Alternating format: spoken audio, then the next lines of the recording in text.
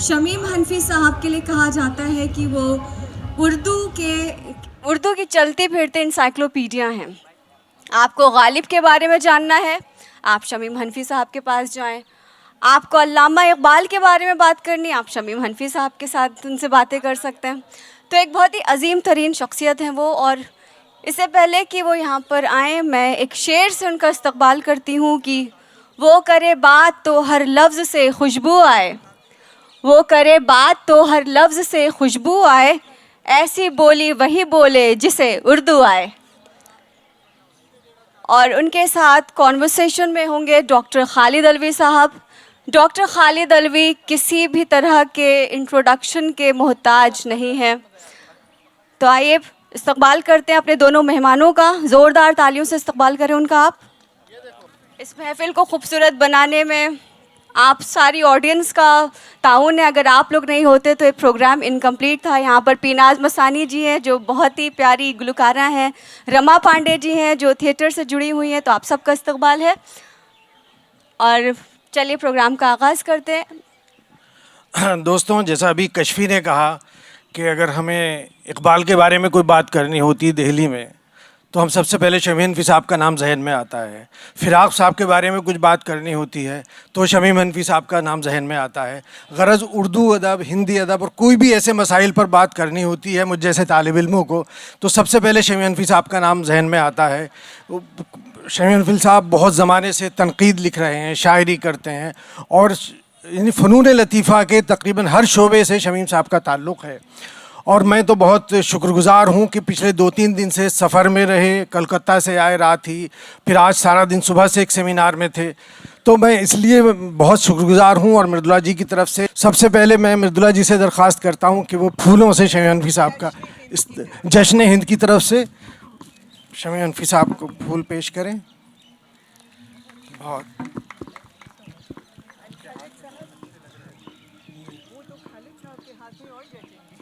बहुत शुक्रिया, बहुत शुक्रिया। तो अभी से एक बार आप पढ़ दीजिए, इसको पढ़ दीजिए फिर उसके बाद। With the greatest respect, we take pride in presenting Janab Shamim Hanfi Sahab with the Jashn-e-Hind Living Legend Sakshi Samman for the dedicated pursuit of excellence, contribution to Urdu and promotion and preservation of Indian culture globally. Thank you so much, sir. A living legend like you never comes so often. So thank you so much.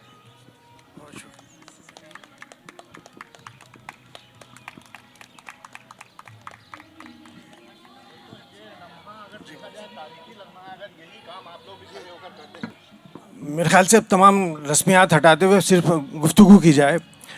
और मैं चाहता हूँ कि शमीम साहब चूँकि फ़िराक़ गोरखपुरी के शागिर्द भी रहे हैं, बहुत दिनों तक उनसे ताल्लुक़ रहा है, इलाहाबाद में रहे हैं डॉक्टर साहब, तो मैं चाहता हूँ कि फ़िराक़ साहब के बारे में कुछ ऐसी बातें जो हम लोगों को मालूम नहीं है जो आप शेयर करना चाहें। उनके फ़िराक़ साहब की बात, बहुत सारी बातें कही जाती हैं, तो मैं चाहता हूँ कि आप अपनी बात शुरू करें और फ़िराक़ साहब के हवाले से।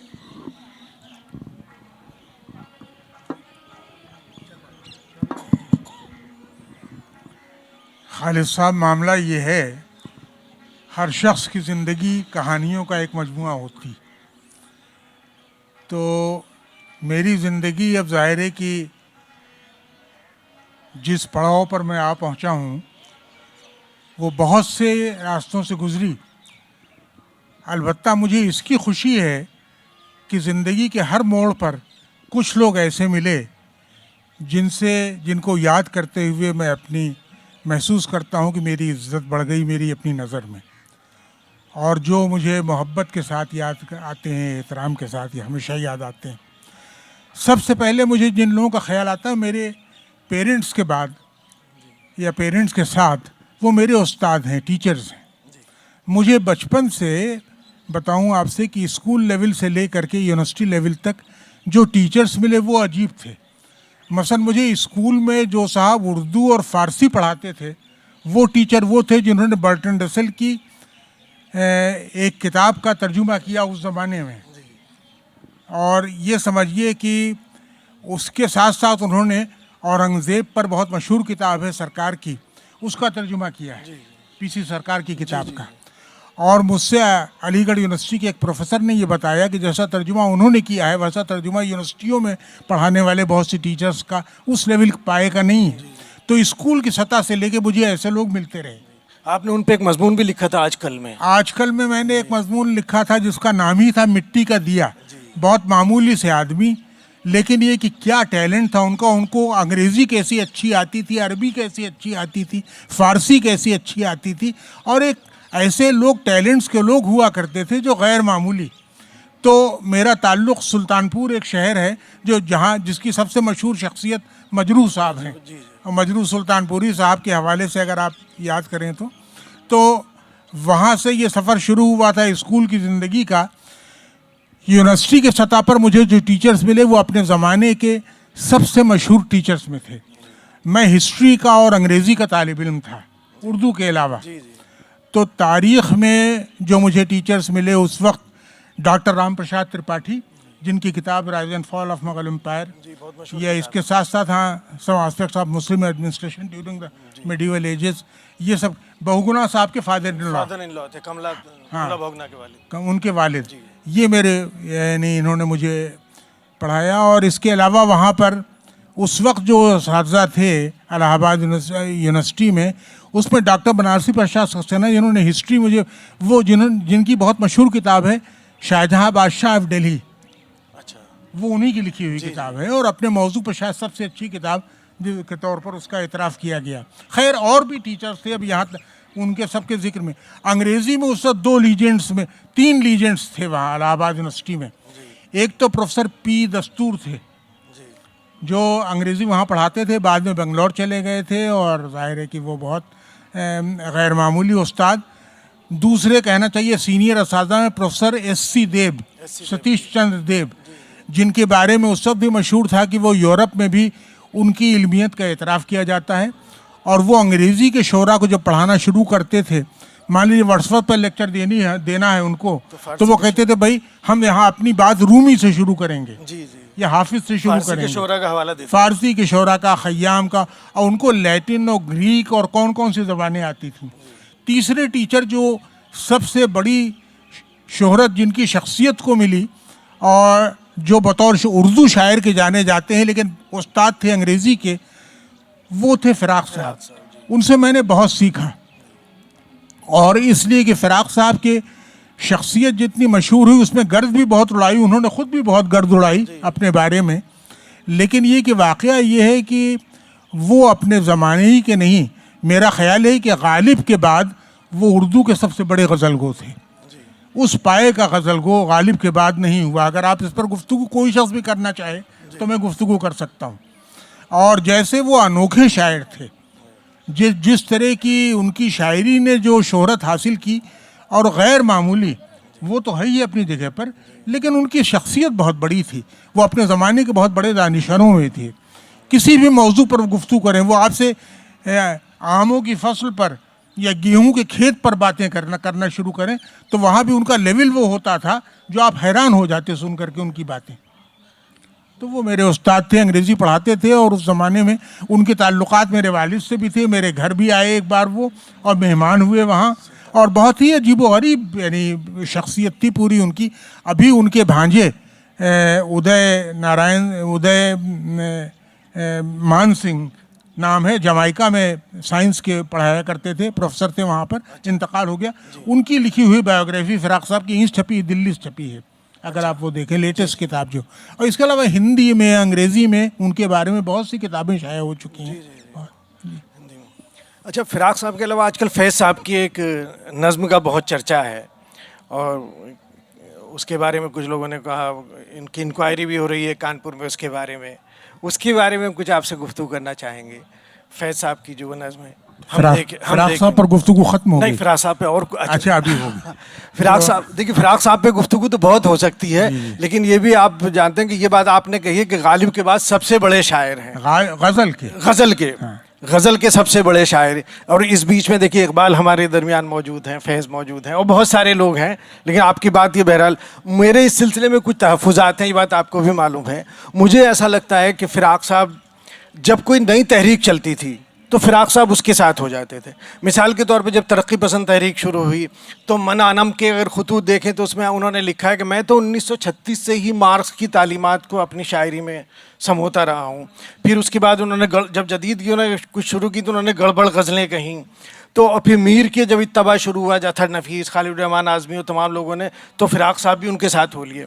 तो मेरा ख्याल ये फिराक साहब बहुत बड़े शायर हैं, लेकिन जिस देखिए वक्त इसमें आप जो कुछ कह रहे हैं मैं सिर्फ जुमलों की तरतीब बदल दूंगा। फिराक साहब किसी के साथ नहीं हो लिए, वो लोग फिराक साहब के साथ हो लिए। ये हुआ ये कि हर ज़माने में जब ज़माना तब्दील हुआ तो वो लोग फिराक साहब के साथ हो लिए, बहुत से। फिराक साहब के जहाँ तक इल्म का ताल्लुक़ है तो कार्ल मार्क्स से वाकफियत तो हम लोगों ने अपने लड़कपन में स्कूल डेज में हासिल कर ली थी। फिराक साहब तो हमसे बहुत ज़्यादा आलिम फाजिल आदमी थे, और जाहिर है कि उन्होंने जिस तरह पढ़ा था अपनी दुनिया को, अपने ज़माने को, उस तरह कम लोगों ने पढ़ा होगा। उर्दू के शायरों में सबसे ज़्यादा तालीमी याफ्ता शख्स अगर आप देखें तो भाई वो हमारे इकबाल थे, कोई शुबा नहीं इसमें, जिन्होंने जर्मनी से एक ज़माने में डॉक्टरेट की, फ़लसफ़े में डॉक्टरेट की। और ये सब फैज़ साहब फिराक साहब के जूनियर मासिर थे एक तरीक़े से, और फैज़ साहब भी अरबी के एम.ए. थे और यानी उस्ताद थे, अंग्रेज़ी पढ़ाते थे। तासीर साहब के कहना चाहिए हमजुल्फ थे, बेगम उनकी एक अंग्रेज़ खातून जिनसे हम लोगों को मिलने के, मेरी बेटी भी उस वक्त, हम लोग जब पहली बार पाकिस्तान गए तो हमने एक शाम फैज़ साहब के घर पर गुजारी, और एलिस ने, उनकी बेगम ने उस वक्त मौजूद थी, हमें खाने बुलाया था, तो वहाँ बहरहाल उनकी खिदमत में हाज़िरी हुई।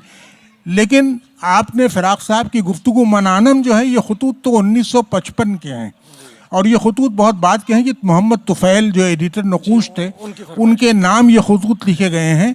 और इनमें तो ज़्यादातर बहस जो है वो इस्लामी अदब और इस तरह के मौज़ूआत पर बहुत सी गुफ्तगू हुई है। लेकिन फ़िराक साहब की दानिश्वरी का मामला ये है। फ़िराक साहब का एक लतीफ़ा आपको सुनाऊँ। एक मरतबा किसी ने आके, फ़िराक साहब क्या एक मासराना चश्मक होती है, देव साहब अपने ज़माने के सबसे आलिम फाजिल उस्ताद मशहूर थे, और किसी ने कहा साहब कि देव साहब ने साहब शेक्सपियर को इतनी बार पढ़ा है। तो फ़िराक साहब ने कहा मैंने शेक्सपियर को इतनी बार सोचा है। फ़िराक साहब ने यह कहा कि मैंने उसको इतना सोचा है। तो उनके यहाँ मामला यह था, वो एक जुमला बहुत बोलते थे क्लास में भी, वो कहते थे फेल्ट टीचिंग, महसूस तदरीस। किसी भी चीज़ को आप महसूस करके, जैसे गज़ल पीनाज मसानी भी गाती हैं, गज़ल और लोग भी गाते हैं। मसला ये है कि मैंने जब ये गालिब इंस्टीट्यूट में गज़ल सरा थी, मैंने इनसे बाद में कहा कि मुझे जो बात आपकी बहुत अच्छी लगी वो आपकी गज़लों का इंतखाब था।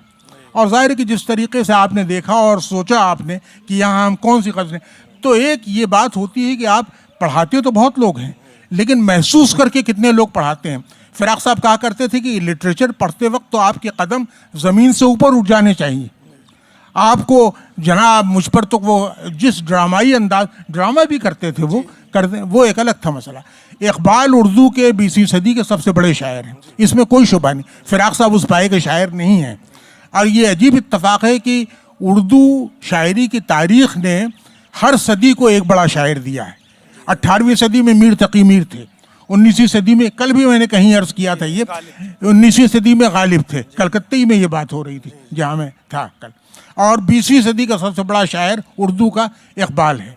अच्छा, उस ज़माने में आप देखिए कि इनके कॉन्टेम्प्रेरीज जो थे, इकबाल के, गालिब के, मीर साहब के ज़माने में तो खैर दुनिया इतनी सिमटी नहीं थी और बाहर के लोगों से हमारा राब्ता इतना नहीं बढ़ा था, लेकिन गालिब के ज़माने में तो दुनिया में जहाँ सारे बड़े शायरों को हम आप आज पढ़ते हैं, भाई वॉल्ट व्हिटमैन को हम पढ़ते हैं, पुश्किन को पढ़ते हैं, वर्ड्सवर्थ को पढ़ते हैं, हाइने को पढ़ते हैं, ये सब गालिब के कॉन्टेम्प्रेरीज थे। इनमें गालिब का कद कभी नीचा नहीं होता। अजीब बात यह है कि गालिब इनमें इनके बराबर या इनमें से बहुतों से बड़े दिखाई देते हैं हमें। बल्कि कल मैं वहाँ जब कलकत्ते में था तो एक वज़ीर, एक राज्यसभा की, एक पार्लियामेंट के मेंबर थे, वो उस एकेडमी के यानी कारकुनों में शामिल हैं।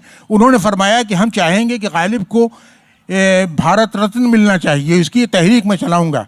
मैंने बाद में मेरी तकरीर वहाँ आखिर में हुई तो मैंने उनसे कहा कि देखिए जनाब, गालिब का कद किसी भी इनाम से बड़ा था। तो उससे कोई इनाम मिल जाना ये समझें आप। और इनामात तो अब तो नोबेल प्राइज़ तक मशकूक हो गई है, बहुत से ऐसे विलियम गोल्डिंग को मिल गई, और इसको कहना चाहिए कि उस ज़माने में ग्राहम ग्रीन को नहीं मिल सकी। तो कहने का मतलब ये है कि ये तो इंतखाब करने वालों के अपने मामलात होते हैं। अब तो सियासत एक तरीके से हर जगह आ गई है बीच में। तो इकबाल का, लेकिन इकबाल की गज़ल जो है गज़ल से बहुत मुख्तलिफ है। गरहचन के मैंने उस पर शायद 3 मजमून या 2 मजमून मेरी किताब में शामिल है इकबाल पर, और वो बहुत अनोखे यानी इकबाल गज़लगो थे। लेकिन इकबाल की गज़ल फ़िराक़ साहब की गज़ल से बहुत मुख्तलिफ है, और इकबाल की गज़ल में वही खूबियाँ मिलती हैं जो उनकी नज़्म में मिलती हैं। फ़िराक़ की गज़ल में वो खूबियाँ मिलती हैं जो गज़ल की सिन्फ में मिलनी चाहिए, जो गाई जा सके, जो कहना चाहिए महसूस करके पढ़ी जा सके, जिसमें इश्क व मोहब्बत का उन तजर्बों का बयान हो जो उर्दू शायरी के रवायत में उसमें शामिल किए थे। जैसे इस तरह के शेर के आप समझते हैं इकबाल कह सकते थे कि बहुत पहले से उन कदमों की आहट जान लेते हैं, तुझे ए ज़िंदगी हम दूर से पहचान लेते हैं। या इस तरह का शेर, यूं ही सता कोई जिसने मुझे मिटा डाला, न कोई नूर का पुतला न कोई माह जबी। ये शेर इकबाल कह सकते थे। इकबाल की तो पहली गज़ल आपको याद होगा वो है, मेरी नवाए शौक़ से शोर हरीम ज़ात में, गुलगुला हाय अल्लमा बुत कतए सिफ़ात में। अब पीनाज़ मसानी से आप कहिए गुलगुला हाय अल्लमा बुत कतए सिफ़ात में गाना चाहेंगी, या इस वक्त एक फ़िराक़ की वो गज़ल, तमाम खस्तगी व मांदगी है आलम हिज्र, थके थके से ये तारे थकी थकी सी ये रात, किसी का यूं तो हुआ कौन उम्र भर, फिर भी ये हुस्न इश्क तो धोखा है सब, मगर फिर भी। तो ये आप बताएं कि फ़िराक़ की गज़ल वो गज़ल है जिससे हम लोग वाकिफ़ हैं, जो के.एल. सहगल ने गाई है, जो बेगम अख्तर ने गाई है, जो कहना चाहिए कि उस तलत महमूद ने गाई है, जो हमारे ज़माने तक जगजीत सिंह वगैरह, और ये हमारे कॉन्टेम्प्रेरीज जो हैं ये सब लोग गाते चले आ रहे हैं। देखिए, फ़िराक़ साहब के इल्म की बात आपने कही, वो लाहौर गए एक बार, तो फैज़ साहब से उन्होंने कहा तुमने कुछ ये कहा था आओ बहस कर लें, तो फैज़ साहब ने माफ़ी मांग ली कि नहीं बहस नहीं कर सकता। तो बाद में उनसे किसी ने कहा कि आपने जवाब क्यों नहीं दिया फ़िराक़ साहब को, तो उन्होंने कहा इस आदमी ने पूरी हिंदू फ़िलासफ़ी, पूरी तमाम दुनिया की किताबें घोट के पी रखी हैं, मैं इसका जवाब नहीं दे सकता था। मगर दूसरी तरफ ज्ञानचंद जैन ने लिखा है कि मुझे तो शुबा है कि फ़िराक़ साहब जितनी किताबों के हवाले देते थे उन्होंने सब पढ़ी होंगी, मुझे नहीं लगता है। नहीं, उनको शुबा था, मुझे यकीन है कि नहीं पढ़ी थी। और मैं बताऊं आपसे एक वाक़या बताऊं, एक सुबह हम लोग फ़िराक़ साहब के घर पर बैठे हुए थे। फ़िराक़ साहब के छोटे भाई वाई साहब, यदुपति साहब, वो भी वहाँ बैठे थे, और यूनिवर्सिटी के मकानात एक लाइन में बने हुए थे, बंगले थे, और उनमें एक में फ़िराक़ साहब रहते, 3-4 बंगलों के बाद वाई साहब रहते थे। फ़िराक़ साहब ने बातचीत में ये कहा कि भाई बर्टन रसेल ने ये कहा है, तो फ़िराक़ यदुपति साहब ने कहा कि उसने कहाँ कहा है, तो फ़िराक़ साहब ने कहा भाई फ़लाँ किताब के में उसने ये कहा है। तो यदुपति साहब ने कहा वो किताब मेरे पास मौजूद है, मैं ले आता हूँ, अब दिखाइए। तो फ़िराक़ साहब का बैठो बैठो, इन बातों के सबूत नहीं ढूंढे जाते। तो ये फ़िराक़ साहब सर से पैर तक जहानत थे। और मजनू साहब ने वो अपने मजमून में लिखा है कि इसकी जहानत, ये आदमी सर से पैर तक सिर्फ धार ही धार है, जैसे चाकू। यानी कहने का मतलब कि उनकी जहानत दुनिया के किसी मौजू पर उन्होंने बेशक कम पढ़ रखा हो, लेकिन जो गुफ्तगू वो करते उस जैसी गुफ्तगू कोई नहीं कर सकता था। गुफ्तगू के माहिर। और जहां आपने ये गुफ्तगू के माहिर, तो वो उसी तरह से डॉक्टर सैमुअल जॉनसन का तो हमने नाम सुना है अंग्रेजी में, और बॉसवेल ने उनकी तारीख लिख दी। फ़िराक़ साहब को कोई बॉसवेल नहीं मिल सका, और इस तरह वरना उस आदमी ने अपनी जहानत को अपनी गुफ्तगू में ज़ाया किया। एक मौके पर फ़िराक़ साहब घंटों बोलते रहते थे, अकेले रहते थे। आपको पता है कि अहलिया चली गई थी उनकी 1955 में, और उसके बाद से वो तन्हा रहा करते थे, मुलाजिम एक रहता था। और उनकी तन्हाई के भी 2 किस्से बीच में आ गए ज़िमनी तौर पर। एक मरतबा वो उनके घर में एक चोर आ गया, और उसने आके कोई कहा निकालो फलां, तो फ़िराक़ साहब ने कहा अच्छा हुआ तुम आ गए, मैं इस वक्त बहुत तन्हा था। तो तन्हाई का आलम ये था, ये उनकी ट्रेजेडी थी, बहरहाल तन्हाई उनकी ज़िंदगी की।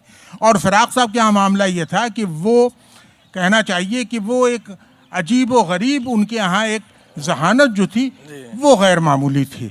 तो उसमें जहाँ तक इसका ताल्लुक़ है, मैं क्या बात कह रहा था भूल गया मैं, किताबों के बारे में, कि किताबें फ़िराक़ साहब ने बेशक कम पढ़ी लिखी होंगी, लेकिन सोचा बहुत था। गांधी जी ने अपनी बायोग्राफी में ये जुमला लिखा है कि मैं ज़िंदगी के बारे में, इंसानों के बारे में जो ज़्यादा सोच सका, शायद इसीलिए कि मैंने किताबें कम पढ़ी। भाई सबसे बड़ी किताब तो इंसान होता है, सबसे बड़ा तो मदरसा जो है हमारी इंसानी ज़िंदगी है। तो किताबों का मामला अगर आप दिन रात लाइब्रेरी में बैठे रहें और ज़िंदगी को उसके उसके हंगामों में दाखिल होकर के न देखें तो आप क्या करेंगे। तो मसला ये है कि फ़िराक साहब का इस तरीके से, फ़िराक साहब तो आप पर ये शर्त आयद करते हैं कि उनकी शर्तों पर उनको समझने की कोशिश कीजिए। अच्छा, फिराक साहब का और हसन नईम साहब का वाक़या एक बड़ा दिलचस्प है। एक मशायरे में हसन नईम साहब से मुलाकात हुई और कहने लगे, हसन इतनी अच्छी शायरी करते हो, किताब क्यों नहीं छपवा रहे। तो उनका किताब तैयार है, कहने इलाहाबाद आ जाओ, मैं दीबाचा लिखूंगा। वो अगली ट्रेन से इलाहाबाद चले गए। तो फिराक साहब ने मुसविदा ले जाके अंदर डाल दिया। उसके बाद पहले दिन वो अपने शेर सुनाते रहे, दूसरे दिन अपने शेर सुनाते रहे, और जिस दिन वापसी से एक दिन पहले उन्होंने पूछा, क्यों हसन सबसे बड़ा शायर कौन है उर्दू का, तो उनका गालिब है। दूसरा बड़ा शायर, दो बड़े शायर के गालिब और मीर, तीन बड़े शायर गालिब मीर इकबाल, चौथा गालिब मीर इकबाल अनीस। गरज 10 तक नंबर आ गया, दाग वाग सब आ गए उसमें। फिराक साहब खामोशी से अंदर गए और किताब लाके मुंह पे मार दी। कहना इसी जहानत के बूते पे दीबाचा लिखवाने आए थे, और नौकर से कहा कि ये इनका सामान निकाल के बाहर डाल दो। वो भी छोटे मोटे फिराक थे। उन्होंने कहा, फिराक साहब मुझे कोई दुनिया की ताकत घर से नहीं निकाल सकती, मेरा रिजर्वेशन कल का है, कल वापस जाऊंगा। उसके बाद खैर वो आ गए। कई महीने के बाद एक मुशायरे में उन्हें मिले तो कहने लगे, भाई हसन नहीं, तू अपना बनियान हमारे घर छोड़ आए थे, वो लेके आया हूँ। तो इस तरह की बात ही फिराक साहब करते थे। लेकिन देखिए, फिराक साहब की गज़ल की बात आप कर रहे हैं। फिराक साहब की हर गज़ल में यानी नश्तर कोई ना कोई मौजूद होता है, लेकिन उसमें भर्ती के शेर बहुत सारे होते हैं। देखिए, ये आपने एक गज़ल का हवाला भी दिया जिसको आपने गड़बड़ गज़ल कहा। ये गज़ल उन्होंने अहमद अदीम कासमी की फरमाइश पर लिखी थी। इसमें 175 शेर हैं इस गज़ल में, आपको याद होंगे शायद। शमा में छपी थी, रिसाला शमा छपी थी उसमें, और 12 रातें के नाम से वो 12 रातों तक वो मुसलसल उसी ज़मीन में उसमें बहुत बुरे शेर शामिल हैं। फिराक साहब की कोई गज़ल ऐसी नहीं जिसमें बुरे शेर ना हों, और कोई गज़ल ऐसी भी आपको मुश्किल से मिलेगी जिसमें अच्छे शेर इतने अच्छे ना हों जिसकी कोई मिसाल ना। अब दाग वगैरह का मवाजना अगर आप बहैसियत गज़ल को फिराक साहब से कर रहे हैं तो मैं गुफ्तगू इस मौजू पर नहीं करूँगा। नहीं, मैं मुआवजा नहीं कर रहा था। लेकिन मैं आपसे अर्ज़ करूँ कि दाग उर्दू के बहुत बड़े शायर हैं, और ज़ाहिर है कि उर्दू में जो उन्होंने मर्तबा हासिल किया वो गैर मामूली है। लेकिन ये कि फिराक साहब की गज़ल का रंग बिल्कुल दूसरा है। फिराक, गालिब, मीर, इन लोगों की गज़लें जो हैं, या नासिर काज़मी, तो ये दूसरी तरह की गज़लें हैं। और फिराक साहब की गज़ल का मामला ये है कि आपने ख़ुद एक बात कही थी कि 3 तहज़ीबी रवायतें उनके वजूद में आपस में मिल गई थी। एक रवायत तो थी कदीम हिंदू रवायत। फिराक साहब को अपने हिंदू होने का न सिर्फ ये कि एहसास था, बल्कि वो हिंदू फ़लसफ़े से, हिंदू व्यू ऑफ लाइफ से, वो नहीं जो आजकल मकबूल हो रहा है, लेकिन Hindu way of life, view of life, इससे बड़ी मोहब्बत करते थे फिराक साहब। वो संस्कृत जानते थे, हिंदी जानते थे, संस्कृत जानते थे एक हद तक। जाहिर है कि वो जानने के माने ये नहीं होते कि आप कितनी जानते हैं, आप कालिदास जितनी थोड़ी जानते होंगे, लेकिन ये कि बहरहाल जानते थे, पढ़ते थे, बाकायदा पाठ करते थे, आपको गीता के श्लोक सुना सकते थे वो। दूसरी रवायत उन्होंने जो जिससे फैज़ हासिल किया वो मगरिब की रवायत थी। अब मगरिब की रवायत में ख़ास तौर पर रोमानी अहद के शोरा शिबली, शेली, कीट्स, वर्ड्सवर्थ, इन लोगों से बहुत फैज़ उठाया। और फिराक साहब इसीलिए कहते थे मेरी गज़ल में तीसरी रवायत जिसके वो आशिक थे वो फ़ारसी रवायत थी।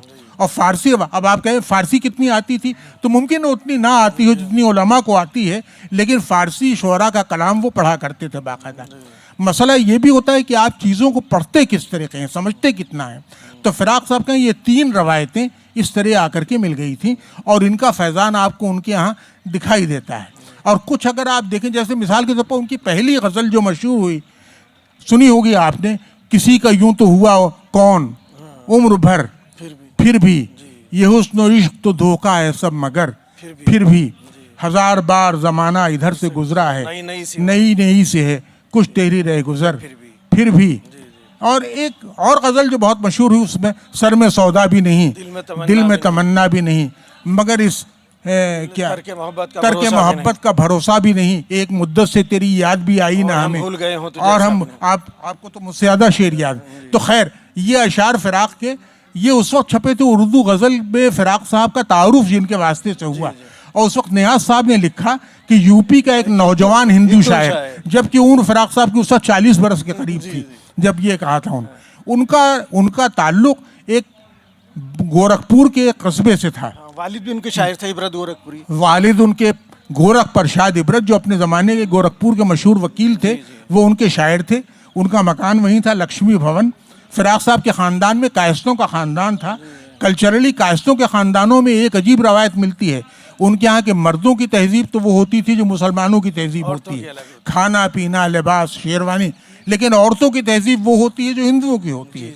उसी तरीके से घर के अंदर का कल्चर वो महफूज रखती थी। तो फिराक साहब के यहाँ ये एक बहुत गैर मामूली। तीसरा ये मैंने बताया आपसे कि जिस तरीके से फ़ारसी रवायत पर नज़र डाली तो फिराक साहब ये कहते थे इस रवायत में कि गज़ल में एक ख़राबी ये है कि इसमें आपको के लहजे में चुमकार नहीं पैदा होती, यानी धीमापन नहीं है। ये लफ्ज़ भी उन्होंने इस्तेमाल किया है।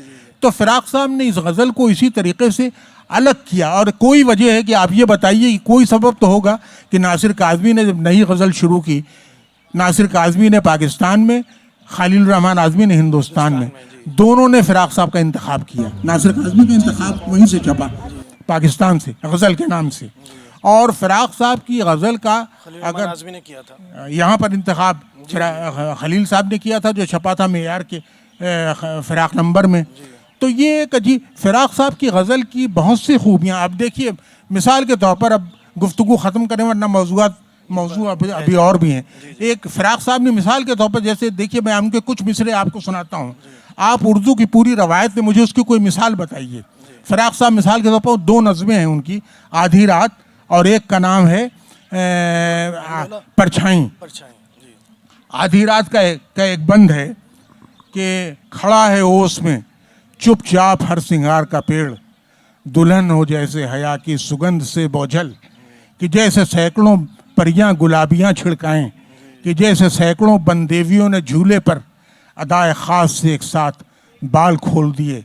न मुफलिसी हो तो कितनी हसीन है दुनिया, सिपाह रूस है अब कितनी दूर बर्लिन से, ज़माना कितना लड़ाई को रह गया होगा, मेरे ख्याल में अब 1 बज रहा होगा। तमलियों की दुकानें कहीं कहीं हैं खड़ी, कुछ ऊँगती हुई बढ़ती हैं शाहराहों पर, सवारियों के बड़े घुंघरुओं की झनकारें, करीब चांद के बंडा रही है एक चिड़िया, भंवर में नूर के करवट से जैसे नाव चले, कि जैसे सीने शायर में कोई ख्वाब पले, वो ख्वाब सांचे में जिसके नई हयात ढले, वो ख्वाब जिससे पुराना निज़ाम गम बदले। या इसी के मिसरे हैं कि कहाँ से आती है मद मालती लता की लपट, कहाँ से आती है मद मालती लता के लपट, ये सरनिगू है सरे शाख फूल गुड़हल के, कि जैसे बेबुझे अंगारे ठंडे पड़ जाएं। अब ये लहजा आपको उर्दू गज़ल की पूरी रवायत में ये कहाँ मिलेगा आपको? ये फिराक साहब ने संस्कृत से, हिंदी से सीखा था। उनके पसंदीदा शायरों में कबीर थे, सूर थे, तुलसीदास थे। और ज़ाहिर के का उनको कदीम हिंदुस्तानी अदब से, जिसमें संस्कृत का अदब शामिल है, गैर मामूली इश्क था। तो ये तो एक अजीब अलग रवायत है और मेरे ख्याल में ये बहस का बहुत बड़ा मौजू बन सकती है, क्योंकि फिराक साहब को आपके ज़माने में ऐसे लोग मौजूद हैं जो शायरी नहीं मानते। और वो गड़बड़ गज़ल जो मैंने आपसे कहा कि 175 शेर वाली गज़ल जो उन्होंने कही थी, वो गज़ल उसमें अहमद नदीम कासमी साहब की फरमाइश पर कही थी। अब उस गज़ल में इस तरह के शेर हैं, तुझको जो खाक है मुझको ज़र है, आदमी आदमी की नज़र है। उसमें ये शेर भी कहते हैं, जाना इसकी हरमज़दगियों पर यारो वाइस है या जानवर है, तो जाना इसकी हरमज़दगियों पर यारो वाइस है या जानवर है। तो और क्या है इसी में, लेकिन इसी में ये शेर है, बज़्म अहबाब ले मुझसे रुखसत, सांस मेरी चराग़े सहर है, एक उतरता हुआ ख्वाब सीमी, चाँद से चांदनी का सफ़र है, शहर गम के मज़ाफ़ात हैं ये, बस कहीं पास ही मेरा घर है। अब शहर गम के मज़ाफ़ात, suburbs of the city of sorrow, ये किसके दिमाग में आता अगर अंग्रेज़ी शायरी का उसने मुतालिया नहीं किया है? तो ये कहने एक अलग बिल्कुल मौजू है। मेरे ख्याल में अब बहुत हो गया फिराक साहब पर, अब कुछ और बातें। वो फैज़ साहब की नज़्म की बात हो रही थी कि फैज़ साहब का मामला ये था कि देखिए, फैज़ हमारे ज़माने के सबसे मकबूल शायर हैं। सच्ची बात यह है कि 20वीं सदी के सबसे बड़े शायर इकबाल हैं, लेकिन सबसे मकबूल शायर फैज़ हैं। और फैज़ की शायरी की मकबूलियत का मामला ये है, एक ऐसे ज़माने में जब कोई तरक्की पसंदों में बहुत से बड़े बड़े शायर थे। फिराक के फैज़ साहब के दोस्तों में या मासरीन में भाई सरदार जाफरी साहब थे हमारे बुज़ुर्ग, और मजरूह साहब हैं, मजरूह साहब थे, मखदूम मोहिउद्दीन थे, इसके मजाज थे, ये सब फैज़ साहब के मासरे। लेकिन इनमें फैज़ की शायरी ने जो मकबूलियत हासिल की, क्यों? देखिए, हर बात की कोई ना कोई लॉजिक होती दुनिया में, सिर्फ धुप्पल में सिर्फ नहीं मिल जाता कि ये कहीं ना कहीं से कोई वजह भी उसकी होती है। तो फैज़ साहब का मामला भी ये है कि फैज़ साहब की शायरी में एक चीज़ जिसको कहते हैं मैजिक ऑफ पोइट्री, शायरी का जादू, वो जितना है वो न इन लोगों के है न फैज़ साहब के, जो सबसे बड़े मासरीन हैं जिनका नाम लोग कम लेते हैं, यानी नूम राशिद और मीरा जी, जो मेरी पसंद के शायर हैं। तो इन लोगों के यहाँ जो कहना वो मैजिक नहीं है जो फैज़ साहब के यहाँ है। और फैज़ साहब के यहाँ जो आम इंसानों के तजर्बे में, अपने अहद के मसाइल में, अपने अहद की तारीख़ में या माशरती ज़िंदगी में दाखिल हो जाने की जो ताकत थी, वो किसी के यहाँ नहीं है। देखिए, राशिद ने खुद लिखा है कि फैज़ साहब की शायरी में औरत नज़र नहीं आती, लेकिन जब वो बर्फाब से जिस्मों का जिक्र करते हैं तो रस्सा घुल जाता है। ये तो राशिद ने उनके बारे में कहा है। राशिद ने तो उनके बारे में ये भी लिखा है कि आने वाले ज़मानों के साथ, नहीं, ये फैज़ साहब ने राशिद के बारे में लिखा है कि मुझे शक है कि आने वाले ज़मानों के साथ राशिद की शायरी की कदर कीमत कम होती जाएगी, इसलिए कि उर्दू ज़बान का इल्म महदूद होता जा रहा है, फ़ारसी आमेज़ बहुत है। और राशिद ने ये लिखा है कि फैज़ की शायरी में झालरें बहुत हैं, सजावट बहुत है, और ज़ाहिर है कि बड़ी शायरी बहुत सी वो होती है जो बोलचाल की ज़बान से करीब हो, जिसमें सजावट ना हो, जिसमें आप बोल। इसीलिए मुझे आज के ज़माने के बहुत से हिंदी शोरा बहुत पसंद, मेरे दोस्तों में हैं कई लोग जो पसंद है। उर्दू शायरी में तकल्लुफ़ात बहुत हैं, आराइश बहुत है, बहुत सी ऐसी बातें हैं जो यही वजह है कि आप ये देखिए कि उर्दू चूँकि एक तरीक़े से समाजी ज़िंदगी से गहरा ताल्लुक़ रखती थी, तो मुशायरों की रवायत ने उर्दू को एक ख़ास रंग की शायरी पर वो किया। ज़ाहिर है कि हिंदी की नज़में उस तरह नहीं पढ़ी जा सकती जैसे उर्दू की गज़ल पढ़ी जा सकती है। तो ये तो फैज़ साहब की शायरी की ज़बान जो है, मुझे वो गज़ल उनकी बहुत ज़्यादा पसंद नहीं है। फैज़ साहब की गज़ल के अशार पसंद नहीं, कुछ इक्का दुक्का 3-4 गज़लें फैज़ साहब की ऐसी हैं जो मुझे अच्छी लगती हैं, लेकिन मेरे नज़दीक वो नज़्म के बिलाशुबा जादूगर शायर हैं, ऐसे शायर जिनकी नज़्म का जादू नहीं टूटता। अच्छा, आखिर में हम आपके हम वतन मजरूह साहब के बारे में कुछ बात करना चाहते हैं। मजरूह साहब से आपका बहुत ताल्लुक़ भी था, और उनके बारे में कुछ ऐसी बातें आप बताएं जो आप। देखिए, मजरूह साहब का मामला ये रहा कि मजरूह साहब, ज़ाहिर है कि जिस शहर का मैं रहने वाला हूँ, छोटा सा शहर जहाँ रात जल्दी आती है, शाम से लगता है कि अब तो दिन और रात का फ़र्क यहाँ मिटता जा रहा है बड़े शहरों में, लेकिन वहाँ पर आप देखते तो छोटे मोटे कुछ शोरा भी थे। वहाँ एक शायर थे जी, एक महवर सुल्तानपुर, महवर सुल्तानपुर दीबाचा लिखा था। महवर साहब तो वकील थे वहाँ पर पेशे के एतबार से, मेरे वालिद भी वकालत करते थे, तो दोनों दोस्त थे और क्लासमेट भी रहे थे। और महवर साहब लखपत राय महवर, वो भी कायस थी, और उनकी शायरी का मैंने दीबाचा, उन्होंने मुझसे हुक्म दिया था, मैंने लिखा। लेकिन महवर साहब, अब देखिए गैर मामूली ज़बान का पर कैसी गिरफ्त थी उनकी, सयाद की रगों में वो, फौलाद की रगों में वो दर्द की कशिश दे, करवट अगर जुनू ले जंजीर मुस्कुरा दे। अब ये उस ज़माने के कायस्तों में इस तरह की ज़बान लिखी जा सकती थी, अब नहीं है। उस वक्त जो वहाँ मशहूर शोरा थे, एक तो जिगर साहब के शागिर्द थे जो देसी ज़बान में शेर कहते, देहाती ज़बान में शेर कहते थे, जिनका तखल्लुस पहले बौखल था, बाद में देसी हो गया था। और जो सप्लाई इंस्पेक्टर थे वहाँ पेशे के, तो उनके अशार, जब हिंदुस्तान आज़ाद हुआ, मेरी उम्र उस वक्त 9 साल से कुछ ज़्यादा थी, तो स्कूल जब आज़ादी का जश्न मनाया गया, हम वहाँ पहुँचे, तो उस मौके पर देसी साहब ने भी एक गज़ल कही थी जो वहाँ उसके अशार मशहूर हुए। मिसाल के ऊपर 2-4 शेर मैं आपको उनके सुना देता हूँ, क्योंकि मजनू साहब कॉन्टेम्प्रेरी हैं और देहाती ज़बान के शेर हैं ये।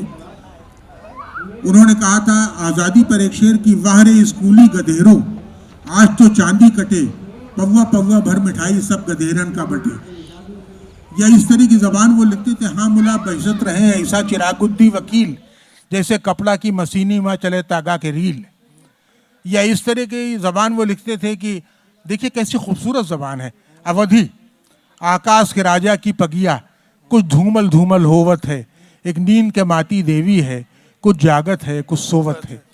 मजरूह साहब उस ज़माने के, ज़ाहिर के न सिर्फ ये कि वहाँ के उस शहर के सबसे मशहूर शायर हुए, मजरू साहब ने जिस तरीके से अपनी शायरी का आगाज़ किया वो भी हैरत अंगेज़ है। उनके वालिद ने उनको भेजा था तिब पढ़ने के लिए, हिकमत पढ़ने के लिए, यानी यूनानी मेडिसिन पढ़ने के लिए लखनऊ भेजा था तिब्बिया कॉलेज में। मजरू साहब की यूनानी तिब तो उन्होंने पढ़ ली, लेकिन फिर वो भातखंडे म्यूज़िक कॉलेज के स्टूडेंट हो गए। वो उनका अपना शौक़ था जो उनके वालिद को पसंद नहीं था, लेकिन मजरू साहब ने बाकायदा म्यूज़िक पढ़ी। अच्छा, म्यूज़िक और शायरी का रिश्ता इतना गहरा है, इसका इल्म बहुत से लोगों को नहीं है कि गालिब वगैरह, अभी शायद आप जब वहाँ मौजूद थे तो वहाँ भी मैंने जिक्र किया कि भाई गालिब अगर ये कहते हैं, फरमाइश करते हैं कि मेरी ये गज़ल राग झंझोटी में गया, अनवरुद्दौला शफ़क़ के ख़त के नाम जो ख़त है उसमें कि राग झंझोटी में गवा के सुनो, वो एक बार मैंने ज़मीर साहब से फरमाइश की थी कि ये गज़ल, या इकबाल से किसी से मैंने कहा था कि राग झंझोटी में सुनवाइए मुझे ये गज़ल। वो गज़ल ये थी कि ये है ना बड़ी मशहूर गज़ल, खैर अभी याद आएगा तो उसका मतलब तो बताऊंगा आपको। तो मौसीकी से बहुत गहरा रिश्ता है। मजनू साहब ने मौसीकी पढ़ी, तिब पढ़ा, और मौलवी घराने के फ़र्द थे, रवायती घराने के, लेकिन वो बहुत जल्दी कम्युनिस्ट भी हो गए और मज़हब से बेजार भी हो गए। अजीब बात यह कि तरक्की पसंदी उनके, और उस ज़माने में जो शुरू में उन्होंने गज़लें कहीं वो तो आपने सुना ही है कि अजीब लहजे की गज़लें हैं वो। ये तो कोई हिटलर का है, अमन का झंडा किसने कहा इस धरती पर लहराने पाए, ये तो कोई हिटलर का है, चेला मार ले साथी जाने न पाए। लेकिन मजरू साहब को गज़ल की सिन्फ की तरफ उस ज़माने में जिस शायर ने मायल किया वो भी इत्तफाक से जिगर साहब ही थे। और मजरू साहब शुरू में नज़में कहा करते थे, गाए जा पपीहे गाए जा, क्या जाने मुझे क्या याद आया, ये उनकी मशहूर नज़में उस ज़माने की। आवाज़ उनकी बहुत अच्छी थी, आपने पता नहीं उनको देखा या नहीं, बहुत अच्छा, बेहद खुश शक्ल आदमी, खुश लिबास आदमी, कपड़े बहुत साफ, हमेशा रहते भी वैसे ही थे, बम्बई में भी उसी तरह से रहते थे। हम सब उनके घर में ठहरते थे तो वहाँ उनकी ज़िंदगी का हमने करीब से मुशाहिदा किया, ये यहाँ बांद्रा में, और उनके घर के सामने नौशाद का मकान, नौशाद से रिश्तेदारी भी उनकी थी।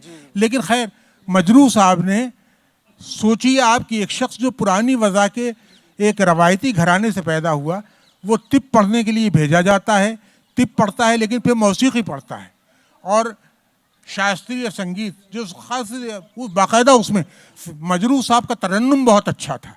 आप लोगों ने अगर उनकी गज़लें सुनी हैं तो वो न सिर्फ तरन्नुम से सुनाते थे, वो अपनी गज़ल का तरन्नुम भी किसी न किसी राग पर वो बेस्ड होता था, और हम आमतौर पर वो ख्याल रखते थे किस वक्त कौन सी गज़ल सुनाई जाए और किस तरन्नुम में उस वक्त तो मुनासिब होगी।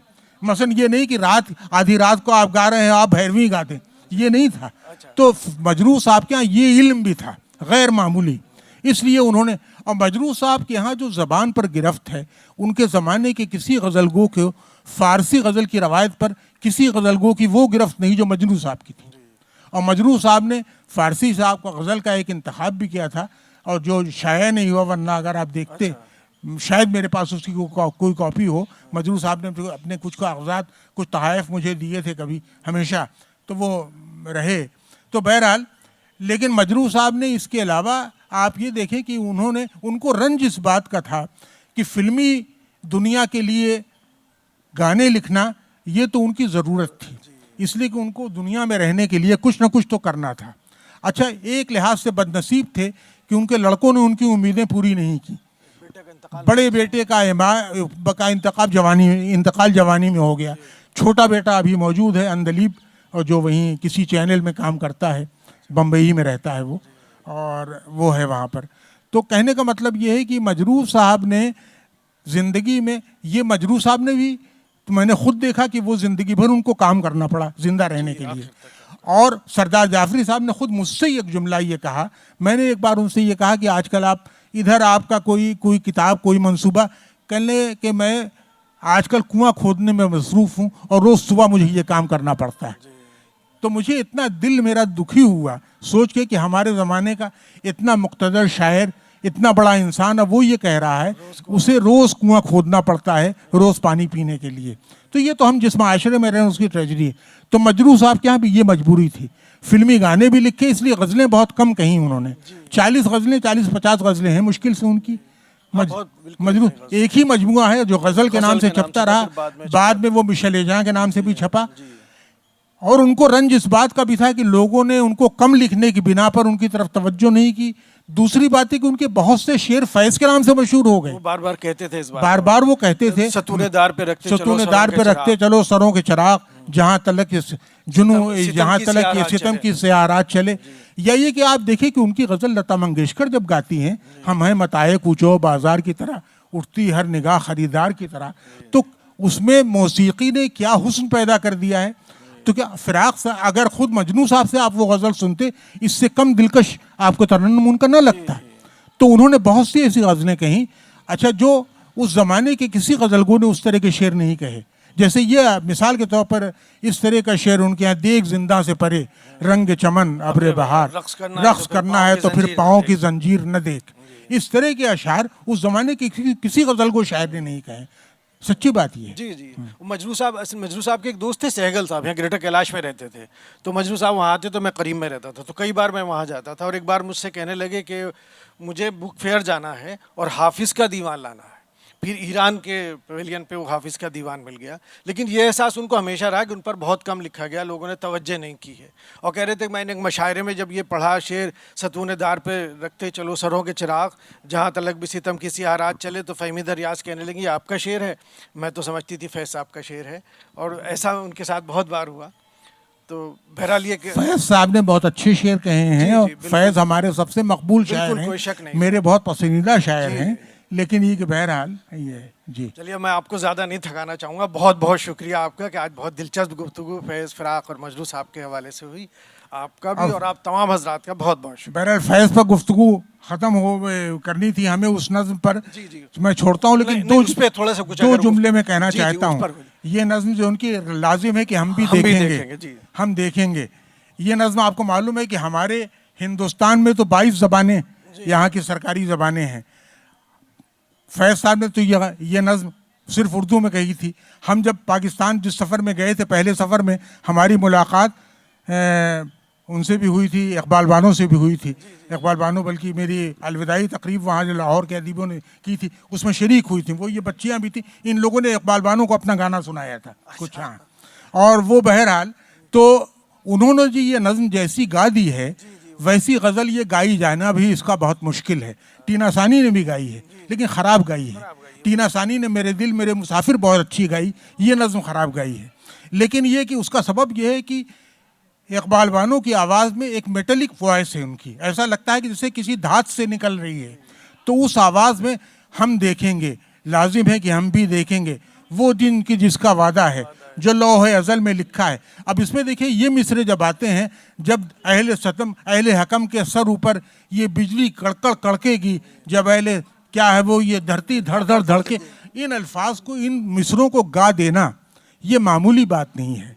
और हमारे ज़माने में तो इस नज़्म ने जो जादू किया, इस वक्त आपने देखा कि हिंदुस्तान की हर ज़बान में, मलयालम में, तेलुगु में, कन्नड़ में, हर ज़बान में इसके तर्जुमे, गुजराती में तर्जुमे हुए। हद तो ये है कि भोजपुरी में तर्जुमा हुआ, हमहू देखब, ये हम देखबे करब, बाकायदा। ये तो कहने का मतलब ये है कि ये एक अजीब व गरीब नज़्म थी। कभी कभी शायरी ऐसी होती है जो अपने ज़माने का मैनिफेस्टो भी बन जाती है। और जाहिर है कि ये हम भी वो ख्वाब देख रहे हैं जो फैज़ साहब ने इस नज़्म के वसीले से देखा था। हम भी देखेंगे। बहुत बहुत शुक्रिया आप तमाम हजरात का, और शमीम साहब का तो ख़ास तौर से शुक्रगुजार हूँ। बहुत शुक्रिया। दो चलते फिरते इंसाइक्लोपीडिया नहीं, आप भी हैं इंसाइक्लोपीडिया। और प्रोफेसर शमीम हनफी साहब तो हैं ही, और प्रोफेसर खालिद अलवी साहब बिल्कुल उर्दू के चलते फिरते इंसाइक्लोपीडिया है। जब जहाँ जैसे भी कहीं भी आप इनसे कुछ भी पूछ सकते हैं। तो इतना कुछ हम यदि कुछ किताबें पढ़ते और थोड़ा टाइम लगाते हैं तो उतना हम नहीं जान पाते जितना हमने यहाँ पर, मुझे लगता है 40-45 मिनट की इस गुफ्तगू में उर्दू अदब की बातों में हमने जान लिया। तो बहुत बहुत शुक्रिया। और जश्न हिंद का यही मकसद है। इससे पहले गीतों की बात हो रही थी, अभी उर्दू की बात हुई, इसके बाद फिर व्यंग की बात होगी, फिर हम हिंदी की तरफ आएंगे। यही जश्न हिंद, और इस जश्न हिंद की जिन्होंने परिकल्पना की है डॉक्टर मृदुला टंडन जी, मैं उनसे अनुरोध करती हूँ कि वो कृपया मंच पर आए और प्रोफेसर शमीम हनफी साहब को शॉल ओढ़ाकर उनका स्वागत करें।